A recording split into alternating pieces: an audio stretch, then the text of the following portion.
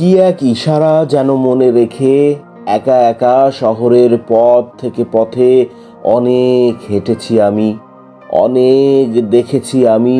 Tram বাস সব ঠিক চলে, তারপর পথ ছেড়ে শান্ত হয়ে চলে যায় তাহাদের ঘুমের জগতে।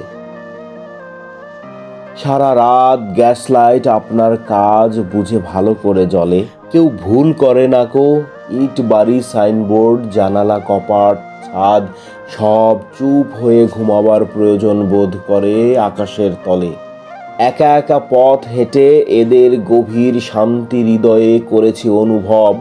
তখন অনেক রাত, তখন অনেক তারা মনুমেন্ট মিনারের মাথা নির্জনে ঘিরে এসে মনে হয় কোনোদিন এর চেয়ে সহজ সম্ভব আর কিছু দেখেছি কি? একরাশ তারা আর মনুমেন্ট ভরা কলকাতা।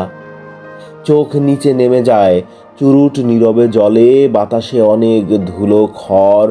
চোখ বুজে একপাশে সরে যায়, গাছ থেকে অনেক বাদামি জীর্ণ পাতা উড়ে গেছে। বেবিলনে একা একা এমনই হেঁটেছি আমি রাতের ভিতর কেন যেন। আজও আমি জানি না কো, হাজার ব্যস্ত বছরের পর। এতক্ষণ পড়লাম জীবনানন্দ দাশের পথ।